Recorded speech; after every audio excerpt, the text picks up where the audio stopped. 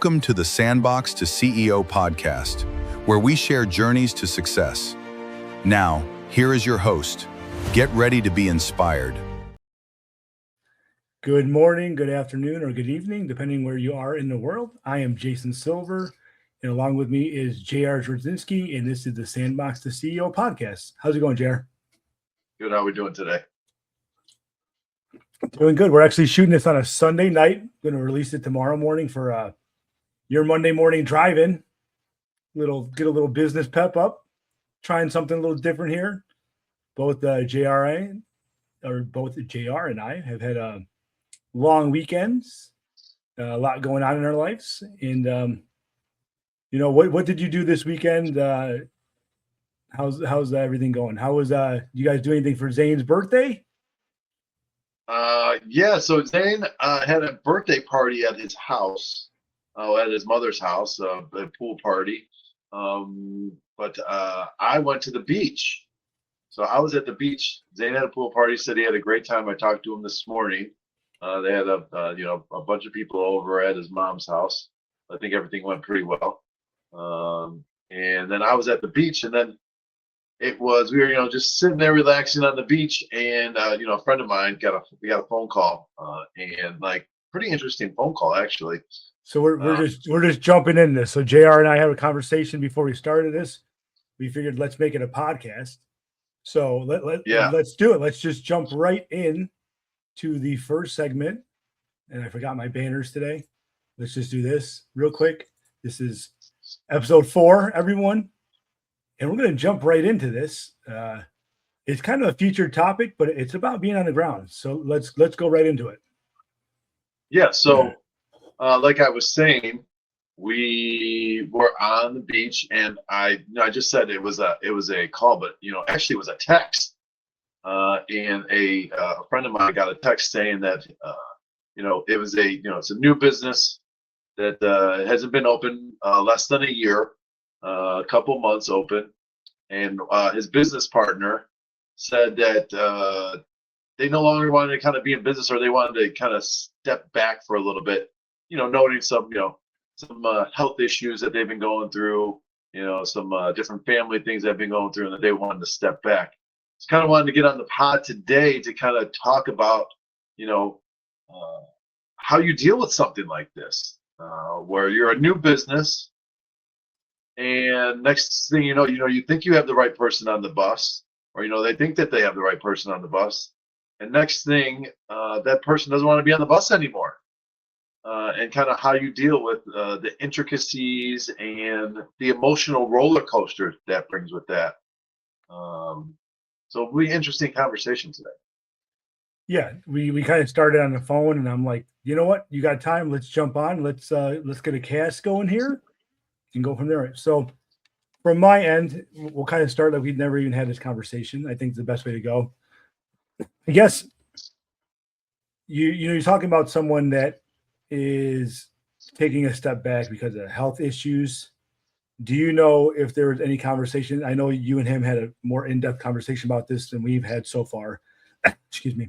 But is there talk about I need a few months off and then I want to jump back in, or, hey, I have some ownership in this company, but I don't want to do any operations. I just want to sit there, and then when this company blows up one day, I want to cash a check. Yeah, well, so that's kind of the thing that I think that they're trying to still work through, right? I don't think that is. I think that'd be a kind of a hard pill to swallow for the person that is doing all the work and grinding every day.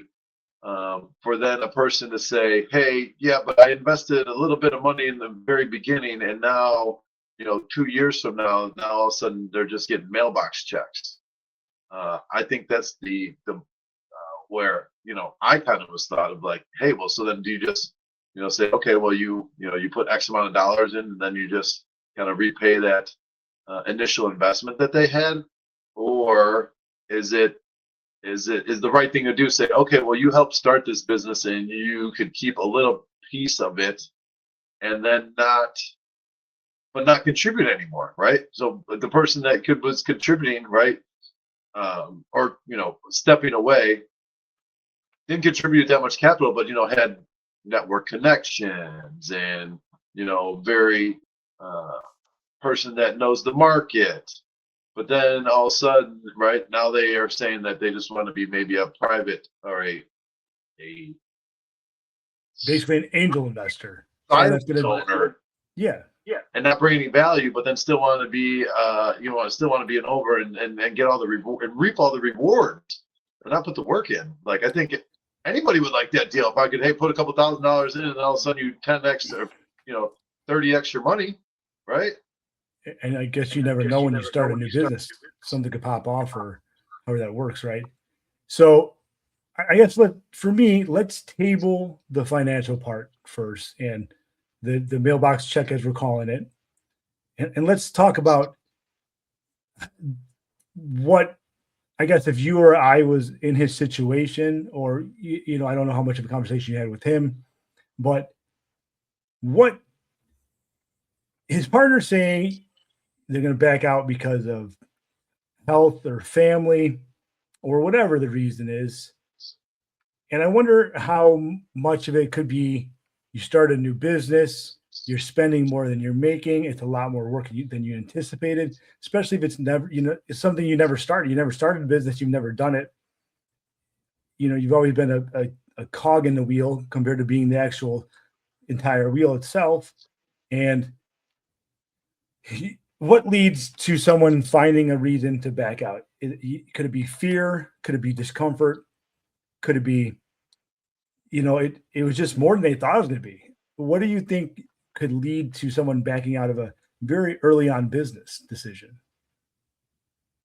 Yeah, I think that's the question, right? I think, yes, we are all learning, and me as a new business owner, learning that, yeah, it's hard, right? But you never anticipate how hard it's going to be, right? You got to manage your expectations.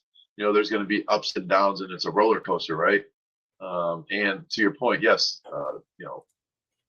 maybe the person was like, man, we're doing a lot of stuff here, and we're getting and it's a lot more difficult than I thought it was going to be, and thought that maybe the mailbox checks were going to come a little sooner, or but then also, right, I can understand where if you are have some things that come up in your life, health wise, family wise, things of that nature, that you got to take care of yourself, which kind of goes back to the things that I said before in the past, is like, everyone's really out for themselves, right? You think that you could trust people, or that someone has your back, but really, I mean, everyone's really, in my experience,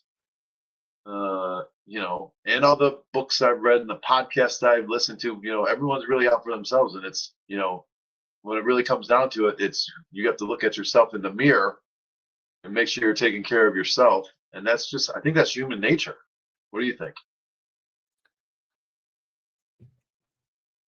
Yes. I think that most people make a decision, whether it is out of fear or family or sickness, looking out for themselves, right? But it could also be, I don't feel good. I wake up every day, there's a lot of stress in this business, and it's creating a toll on me. And I think a lot of quick decisions could also be like emotional based. Yeah, I've been in the position that I've been so stressed, or you can almost make yourself sick by like being stressed all the time and being anxious and having so much on your shoulders that it's not always easy to handle. So when looking out for yourself or your family, which is important, right? Your health is important, your family is important. It's probably more, I mean, it's more important than business, but yeah, right. As a new business owner, you have to anticipate some of these hurdles. You have to anticipate you're gonna work long days. We were saying earlier, and before we decided to turn this into a podcast, there's people out there. There's part-time workers. There's full-time workers and there's all the time workers. And as a business owner, whether you're new or been around for 20 years, and it doesn't matter if you're working on vacation in Italy or on a yacht somewhere, you're still working. You're still ready to take that call and handle that fire, get on a conference call, make a decision all the time. Yeah. And that's the difference between taking the step, becoming a business owner, or just, doing that 9 to 5, or maybe even a little more for especially management, but it's not always all the time. And especially when checks aren't coming in, especially when it's early in your business, or even, 20 years in, if I don't get paid by someone for a while, it's going to cause stress. It's going to be, if I'm not bringing in, construction checks, it's going to cause stress. And there's always ups and downs. You always want to prepare yourself, but being able to handle that and anticipate that, it's a different thing. So, I mean, kind of went off on a tangent, but yes, looking out for yourself is important. But you said a couple of podcasts ago that part of being a business owner and someone that wants to start, whether it's a franchise, start something new, is you want to create and cultivate. You want to build something. You want to change people's lives, whether you give them business opportunities, whether you're in construction like me and you can give them a more beautiful house. You're in home healthcare. You can help them take care of their elderly parent. You can help them take care of a special needs child. You're making a change, and you're building a better world. And I'm making it much more grandiose than it is. But in that person's life, you're helping them, and you're making money on it, and that's what your business is. But you're providing a service. You're providing a good. You're providing something that person needs, and it's just not something that most people think about, that you're building something that can cultivate the world, that can be right. That's the business. That's the business side of it, right? That's the when you're a business owner, you're not. We said it before. You're not working for a paycheck. You're working to build something, to provide maybe for other families. Being a business owner, you are responsible for other families to put food on their table, right? So it's not about putting food on your table; it's about putting food on someone else's table, right? Acts of service. Yeah.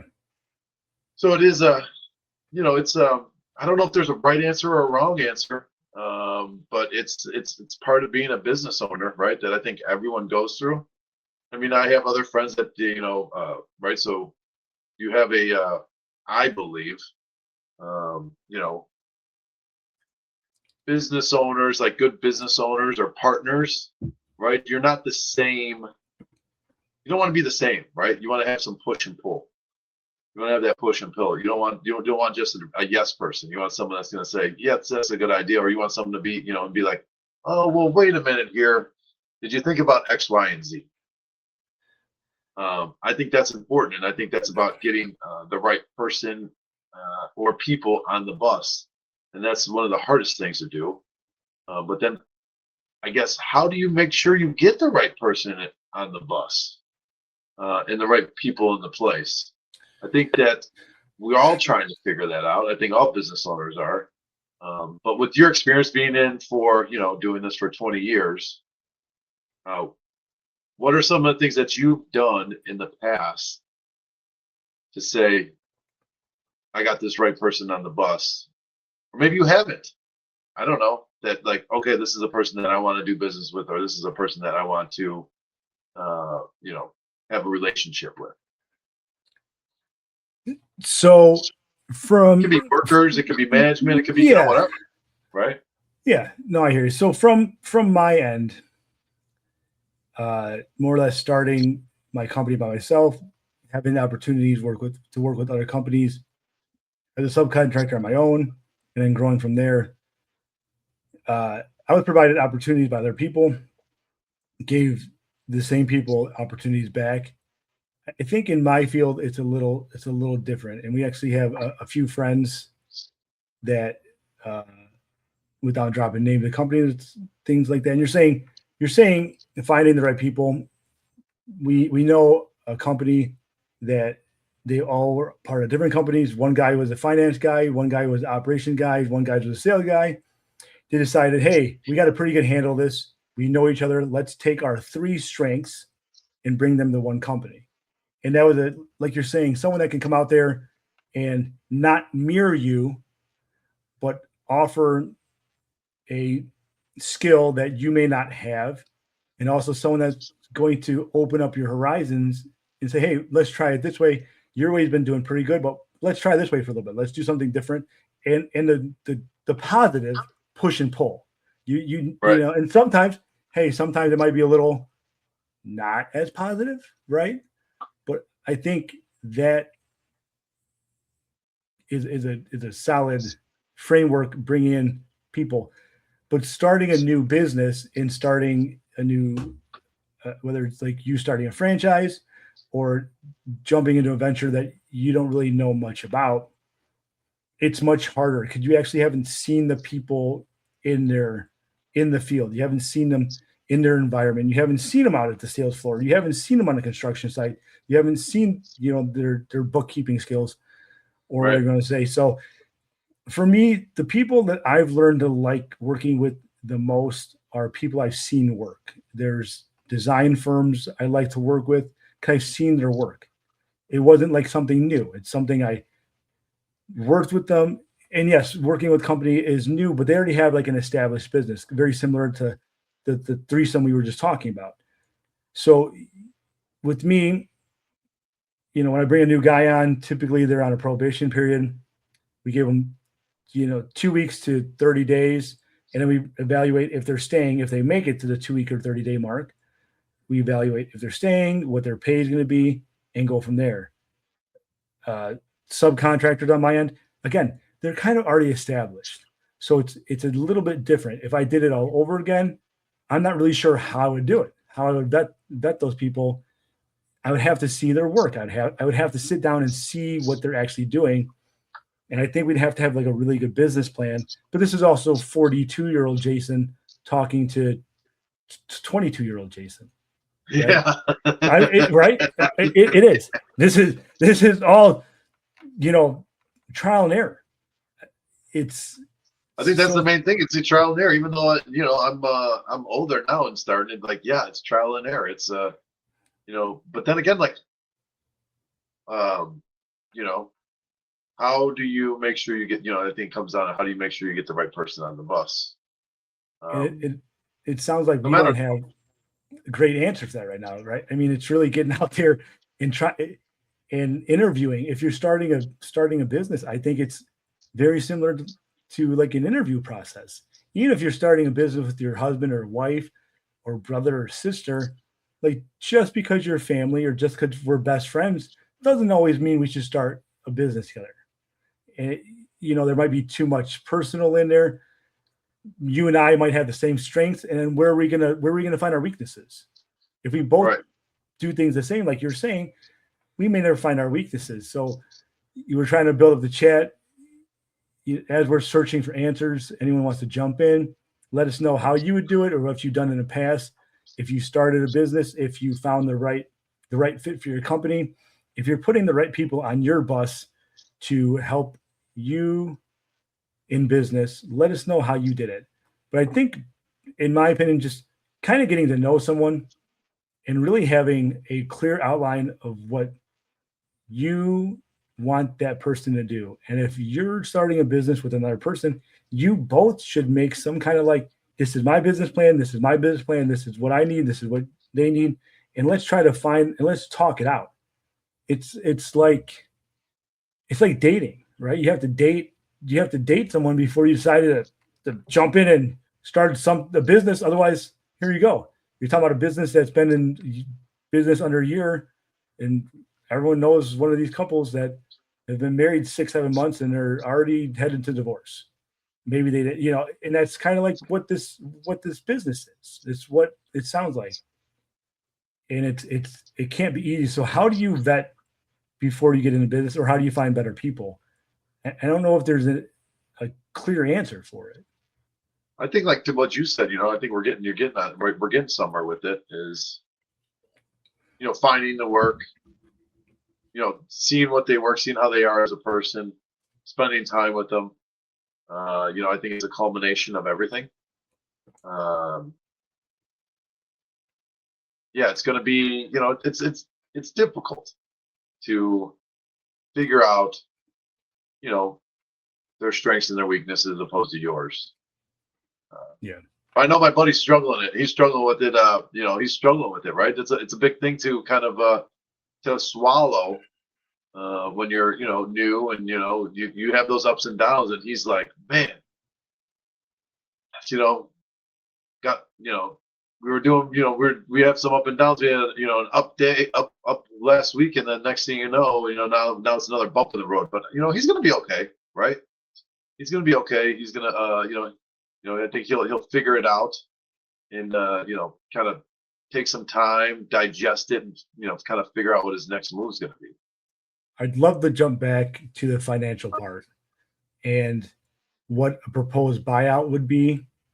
Could there have been a way to do, let's call it a business prenup, a partnership prenup that spelled things out in clearer terms for your buddy? Is this something that you believe people should have a good grasp on if and when starting a business? How much time do you take to spell out, okay, if you're out within the first year, you only get this much based on your percentage of buy-in, 3 years, 5 years, 10 years? As someone that just, started a business with a partner, do you wish you would have put a little more time into your partnership prenup, or clearly define if there was an exit, or if there was a great influx of money coming in before that person had more equity in the company, and how that would work? Yeah, that's a great question. I mean, in my case, yes, there is an operating agreement with my business partner. I think that's paramount. You have a lawyer kind of do some of those things. Because as a new business partner, I can tell you when we were going through the operating agreement, we did kind of have those. We did have those conversations of exit, and if someone wants to get out, how do they get out? How is the buyout happening? I think that the number one is you probably need to get a lawyer involved, because you don't know what you don't know, right? I mean, yes, you could chat GBT it, right? Do some stuff like that. But a lawyer, or a good lawyer, or an experienced lawyer that does these operating agreements should have come through enough times where, not all business partnerships last, and a lot of them fail. And I don't know what the percentage is. Might be something we want to look up. But I can tell you that the percentage of divorce is pretty freaking high, right? I want to say it's like, it's like 65-70%. You got like a 50% chance. I think you got a 50% chance. Maybe I want to say it's like 70. I think it's 60, more. But then it's like, of those 70, or say the last 30, how many people are still married that should be divorced? Or how many people stayed married longer than they should have stayed married? And if that is a marriage and you have kids together and you can't make it work, I mean, how many business partnerships work for 25 and 30 years? I think that'd be something to look up. What's the average length of a small and medium business partnership? I would guess maybe it's not that high. It's not that high that they last for that long. I mean, I could be wrong, but I think what would help is so I go to these networking events, and there's business coaches, which, I mean, to me it would sound like a business coach is like a mediator, or someone that you kind of have a weekly or monthly conversation as business partners, and they talk through some of the smaller problems before they get bigger problems, which to me sounds like marriage counseling. To me, that's what it sounds like to me, except for it's a business, and it's kind of like the same thing. Well, I'm gonna give you some answer here in a second. But just as big as stakes, right? we're talking about marriage and kids, right? Those are pretty freaking big stakes that you got, and that only works 40% of the time, right? So how do you expect a company or a business to last that long? You don't even have freaking kids involved. Hard to say. But once we get, what'd you find out? Well, let's start with the business. So reading through this, the average lifespan of a business partnership is 3 to 5 years. And by the 5th year, 70% of partnerships fail, according to stats in the U.S. So, I mean, that's dropping knowledge. That's dropping some knowledge right there, right? Survival rates of businesses, 80% 1 year, 50% in 5 years, 30% in 10 years, and only roughly 25% of businesses make it past the 15-year mark, maintaining the original business and partnerships that they started with. That doesn't mean the business closed down if they change partners, but the original business and partnership after 15 years, which is a very similar to divorce rates here in the United States. With first marriages, roughly about 40% of first marriages end in divorce. And then from there, it just goes higher and higher. Second marriage is 60%, third marriage, 73%, all end in divorce. The average length of a marriage is 12 years. That probably has to do with kids, though, to be honest with you. That's what I'm thinking. It could be, yeah. Everyone talks about that 7 year itch. And then this is something that I thought was kind of interesting. The gray divorce. There are 22% of divorces that happen after 25 years in marriage. Maybe when, they have kids, the kids are in or out of college, they stayed together for the kids. Now there's no reason to anymore. And that's something I never even thought about. That's kind of wild. So there's some, thanks to Gemini, we got some answers on that. And they're not even a sponsor. Look at that. Oh, man. Well, I think I think there's I think we can go on about this one for hours and hours. Anyone in the chat, you can drop a chat, message us, let us know how you guys would handle an early breakup in a business. If you have any buyout strategies, if you have any ideas for a corporate prenup, what your thoughts are, and maybe it's something we can talk on the side through email. Maybe you can help our friend out, get him some ideas, and we can go from there. So we'll get over to the next topic here. And it's kind of in line. If you noticed in the last few podcasts, we do try to keep things along the same topic line, but a little bit different. So we're having the conversation about finding the right business partner. But once you have the right business going and the business established, how do you find leadership?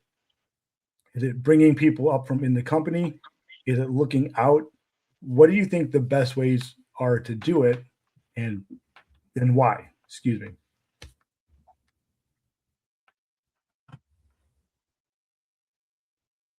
Oh, I think I'm too new at this, right? I think I'm too new at this thing about how, but I would think that me personally, I lead through example, right? So I think it's someone that either you worked with that's within the company, and then they maybe could get a ownership stake in the company to get a bigger piece of the pie. Or it's maybe a vendor that you've worked with that you've seen do really good work, and that you've had, maybe problems came up and they came up with solutions and not just problems. And then you see their work ethic to then, kind of promote, or I don't know if steal's the right word, but, bring their talents over to your your side of the game, of the business. I think those would probably be the two. I think you have to have some kind of relationship and some kind of like know them a little bit, right? So like either through a networking event that you see them all the time, and different vendor or something of that, so you can see the firsthand knowledge before to then see how they do. But for me personally, leadership comes from doing, not just saying. Like I have never really asked anyone to do something that I haven't already done or would do with them. I wouldn't say, hey, go cold call 15 hospitals, but I'm not going to go do that with you. Well, why would I? I don't know if they're doing it right. I don't know if they've been trained right. I don't know what their previous training was. I don't know a lot of different things. So, okay, well, let's go cold call 5 or 6 together, see if we get some kind of rhythm, and then you kind of try to duplicate. Yeah, let's go back to a couple of things you said there. I do think, let's call it corporate poaching, happens a lot. I think you see someone that, whether you're the employee that wants to move to a new company or the company that's trying to grab that employee. I think when you, and this is what I was talking about with me earlier, seeing people, working with people, finding the right subcontractors, seeing the guys perform. So you could be a sales guy and you can see better comp plans over at this company and your company won't match it, so you want to go there. You can be a company that sees that sales guy and says, hey, we have better comp plans, what you're getting, and grab them.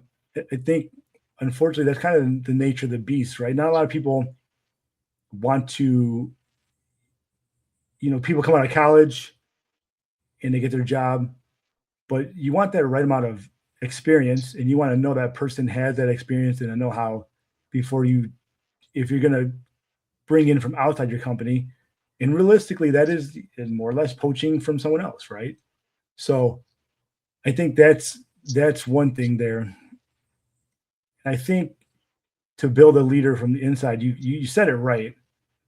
You almost, if you find someone new, you bring someone on even from a different company, and it doesn't matter if they've been doing it for 3 months or for 10 years. I would think, as a business owner, you want to shadow that person. Now, maybe your company is large enough, you're not doing it individually, but you're definitely having a team leader, a manager, someone shadow that person, make sure they're watching them, make sure they're answering questions, not micromanaging exactly, but helping them learn the way you do things. Just because they worked at this big corporation and they did well there, it doesn't necessarily mean it translates to what you do and how you do it. And you definitely want that blend of experience combined with the way your systems work. So I think like the shadowing idea is one of the best ways to not only learn how someone does their job, but it also to help you understand what their strengths and weaknesses are, and for you to help train them to work within your systems. So, I mean, that's what I'm hearing from those. Those are the two things that stood out to me right away. Yeah. We're talking about, what about you? I mean, you've been in business for 20 years, right? I mean, have you done any internal promotions? Have you hired anyone from outside? What have you had the best luck with?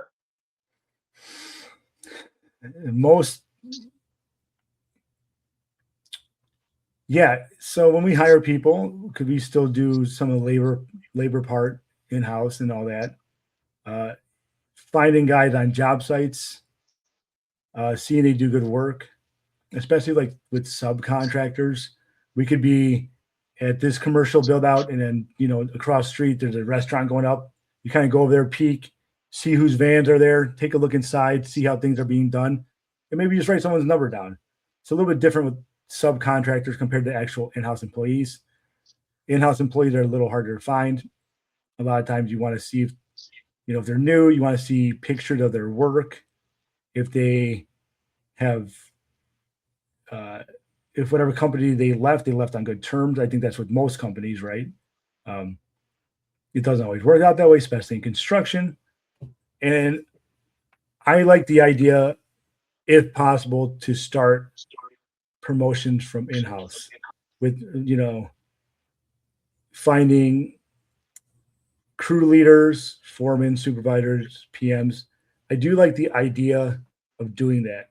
However, the higher you go up in the more paperwork and computer work and management you have, some people, and I think this is any field, they don't want the responsibility of other people. They could have been working side by side with this person for 10 years. Now all of a sudden they're their boss. That creates an odd dynamic sometimes, and people don't always want it. Right. So it's. Do you think? Well, let me stop you there. Do you think that, like, when someone gets promoted within, and you said something about like they're like more of a colleague and not a boss, do you think the rest of the team? I feel like the rest of the team knows, like, yeah, they've been crushing for months or for years. They should have been the freaking boss a while ago, and they just kind of fall in line. Or is it, he's still a colleague? I used to hang, drywall with this guy, so now I can't respect him. Like, how does that? I can see it both sides. You know what I mean?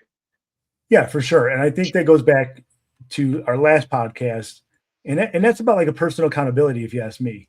So there's always, why did this person get promoted? I don't like how they do this. I want to hate on them. I'm better than they are. I worked harder. I did this or that.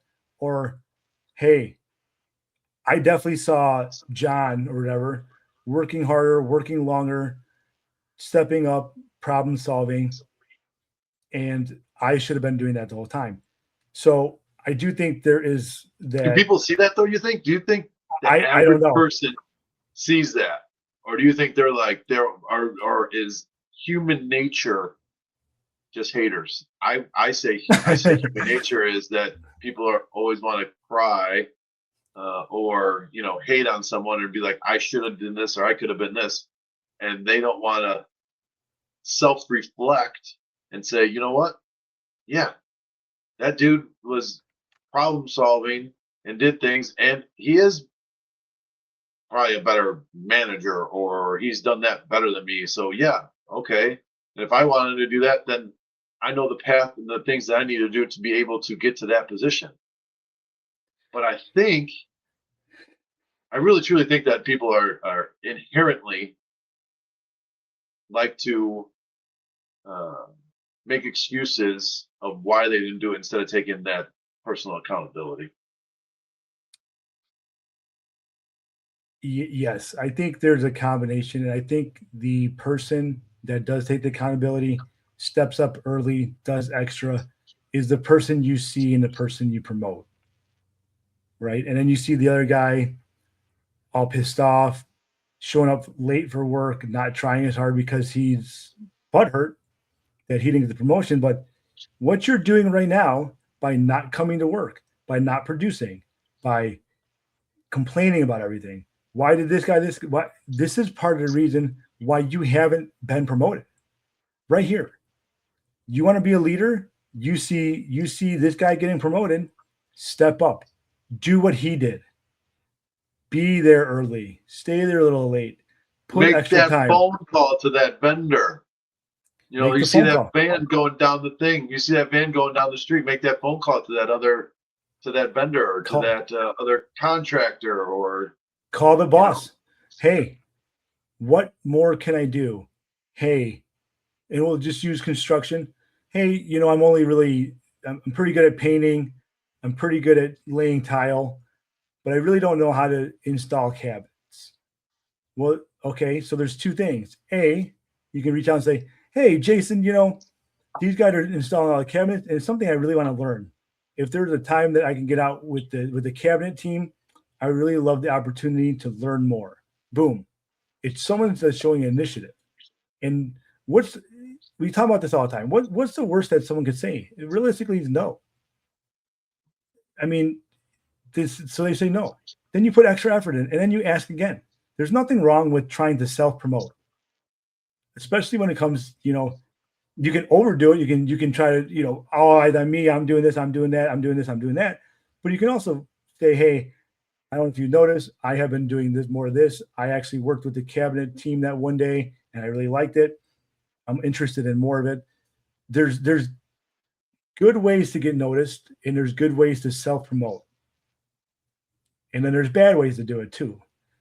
And there's that balance of finding, in my opinion, finding the person that has a nice balance and just shows up and does what they're supposed to do and a little more and wants to always gain more knowledge. Hey, and again, we're just using construction. Hey, I saw that the tile shop has a free class Wednesday night on the newest waterproofing system for showers. I want to bring this to your attention. I was just, when I picked up material the other day, I thought that was pretty cool. I would love to go to this. Can you sign me up? Yeah, right. Yes. Please. You know what? We'll throw it out to everyone. And then, but you brought it to everyone. So, and it's not only bringing yourself up, but it's also bringing everyone up, which brings the company up, right? You learn a new technique. You learn a new sales technique. You learn the best way to do something or a better way to do something. Show other people. They don't have to do it. But bringing people up together is, I think, is a big leadership mark. It's wanting to bring your coworkers up. It's wanting to bring your coworkers up, your employees up. It's wanting to bring, your clients a better product, treat them better. I think there's so many levels of that. And for me, those are a few of the key factors. And it doesn't always translate in someone being like the best project manager or supervisor, but it does make them, a lead guy in the field, gets them a little more money, a little more responsibility. And I think it translates respect. And I think it translates in every business. You can be the best sales guy in the world. Doesn't mean you're going to be a great manager. Just because you can sell doesn't mean you can manage salespeople, right? So that's what it always seems though, like in my experience, you have to be this superstar sales rep before you ever can be a manager, which I'm also a believer in. Like, there's a lot of football coaches that never played football. Yes, there's a lot of football coaches that play football, but there's also, some really good football coaches that never played football. They just know the game, knows the X's and O's, and good leaders and maybe good motivational people that never played the game. Most of them have, but yeah, it's you have to have that respect, for leadership. And it's always not about doing, right? What do they say? Those who can't do teach, or whatever that saying is. But being able to, I could be misquoting it or I could be making it up. I don't know. I feel like I've heard that before, but you don't have to be a great football player to know the game and to motivate your players. You don't have to be a great sales guy to know the market and direct your sales team to have their best ability to sell to the right people. You don't have to be the best person at swinging a hammer to understand how to pair teams up, how to schedule, and how to make sure things go in on time, on schedule, under budget. Right. And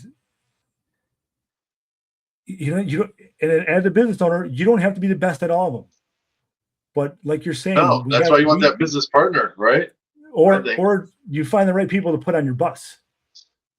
And I don't think it's just in business. I think it's also in life, in friendship, in finding a partner in life, and I think that's going to bring us into digging a little deeper here, our next segment. Nice. That's a nice transition. And I think we actually probably thought this would be a little bit of a shorter one, but we're cruising through this, boy. Yeah. So we want this to be a little more than a business podcast. We want to touch on personal problems. We want to touch on, we'll do other things, politics, current events every now and then, maybe, I don't know. But I want to get my kids on and talk about these squishies. We can do the squishy thing. And Neatos. JR's daughter, she's trying to do a little cooking YouTube channel. Maybe she can come on and do something like that. Maybe we'll bring on someone whatever. We're trying to expand, so it's not just business, and there's some life events, there's some personal, there's a little bit of everything. Fun. And you and I think we do a pretty good job. We've been friends 38 years now. And I think we do a pretty good job of recognizing when we're going through a struggle. Saying that, I know I've definitely missed times that you were having a hard time and I could have stepped up and maybe I didn't see it, or maybe you didn't open up to me. And I know for a fact that I've done the same to you, that I haven't opened up to you, that I've hidden some of my struggles. I'm not always forthcoming with, hey, I got this going on today, or it's been a month that I'm going through this and want to talk about it. So I want to talk about how can you grow with someone, and how can you watch the people you love and watch the people around you, and do they start drinking more? Do they start sleeping in more often? Are they staying up later at night? Do you have a friend that all of a sudden is, when you talk to them at 5:30, he's always at a bar? Like, what are some of these things you see, and how do you bring it up to them, and how do you show them that you're there, and how do you let them know, hey, let's talk? Or how do you see someone making bad choices in their life and want to talk to them about it without offending them, or without making them feel like you're attacking them too, right? So there's a handful of different things I want to talk about here. And it comes from, personal, that I'm not one that shares, and I'm not one that shows my feelings. And I make it pretty hard, I think, for the most part, for people to see maybe that I'm going through things. But how do we learn to recognize that in our friends and family? And how do we positively address it and help them through a hard time? Or even saying that, notice when they're doing something better and build them up on that. So it's just being there more for the people in our lives. And how do we do that? And is there a right way? Is there a wrong way? Probably not. Can you go in too hard on someone? For sure. I want to talk about that a little bit, and how you would address something. And we can give it examples or things you've seen in the past with people. Just how do you address those things as they come up? Yeah, no, it's I think it takes a village for everything, right? They say it takes a village to raise children. I think it takes a village for, to run a business. I think to have a family, right, it takes a village. And you got to be able to lean on some of the people that might need a little extra help at certain times. But right. So I think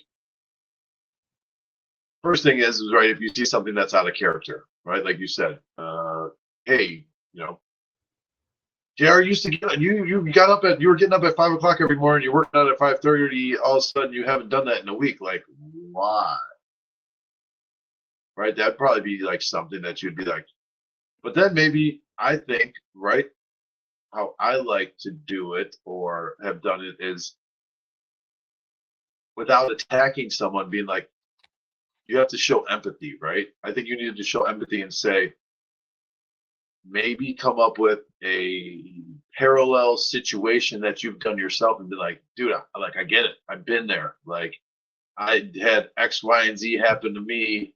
Like, so I know how you're feeling. And then kind of bring up the scenario. I think that's probably something that would probably work pretty well, right? Mm-hmm. I'm trying to think of an example, but it's I've done X, Y, and Z. I know what you're going through. Like, everyone says that it's going to pass. Before I thought it was all nonsense.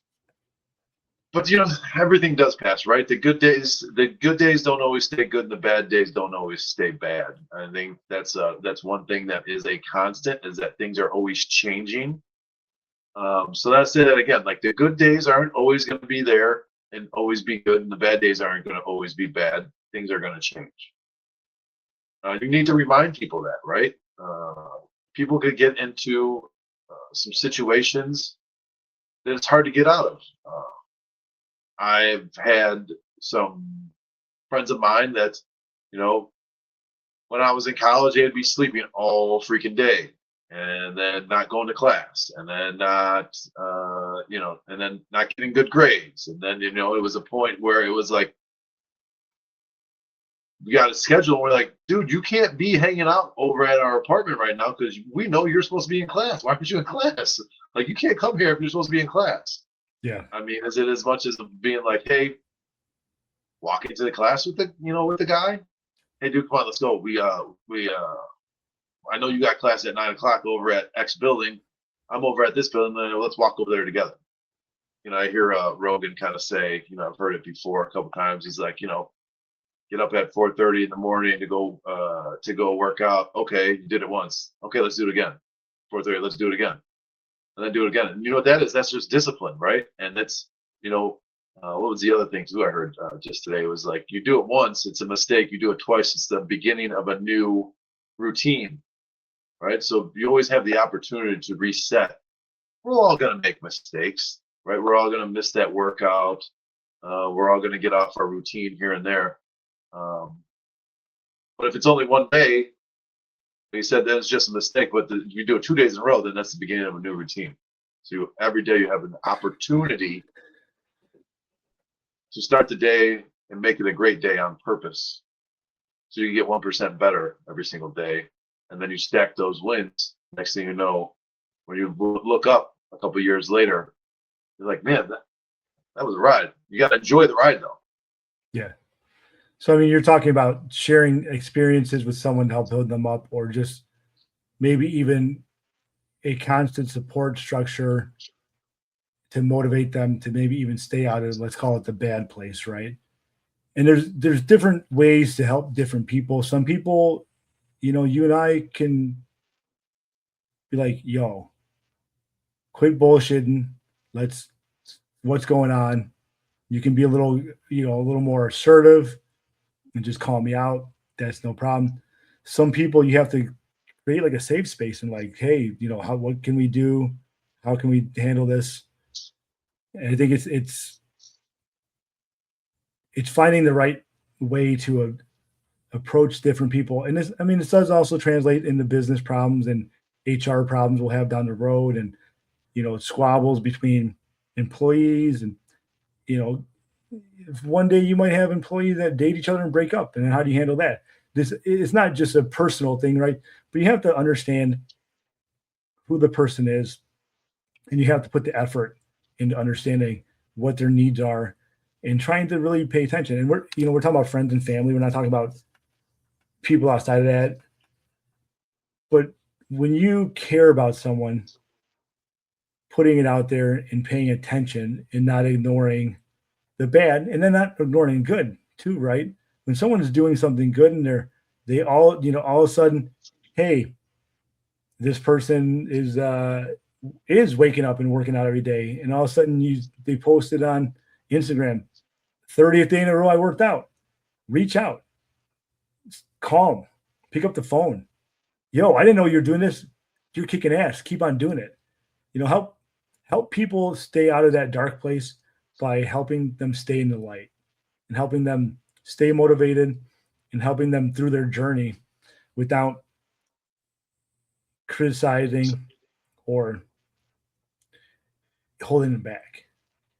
When they're doing the right thing, motivate them. When they're doing the wrong thing, help them find out why they're doing it. And again, JR and I are not perfect or experts about any of this stuff. And I think that's why I want to talk a lot of this through, because we don't know the best way to do it. We're exploring it. We're bringing it out to the world. We're putting it out there. We want to hear everyone's opinions. And for him and I, and you can correct me if I'm wrong, but coming on here, and again, if it's 5 viewers or 500 viewers, it's holding us accountable to not bullshitting. Not we have to just, everyone in the world can see this. And someone can just be like, that's not who you are. Maybe that's who I was. Maybe I wasn't that person, but that's who I'm trying to be today. right? I think that's part of the reason why we're doing this. Yeah, right. I think, and we're trying to grow, right? I'm trying to grow. Mm-hmm. You're trying to grow. It's the other thing too. Like humans were meant to grow, right? And if you're not, we're meant to grow and build things, right? That's when I think that's when you're happiest. That's what I'm finding, right? You should do the things that are difficult, which then makes the reward even more special. I think so. But yeah, when you're talking like, yeah, I think, someone that you're always hanging out, like, to the point of they're always, maybe always wanting to go get beers, always wanting to get drinks, or they're always like wiling out, every time you're with them, right? Yeah. That's fun. But then next thing then that's a drinking buddy, right? And is that their norm? Are they doing it during the week, or is that just like, what do you want to call it, the weekend warrior kind of a thing? Yeah. Blowing off some steam.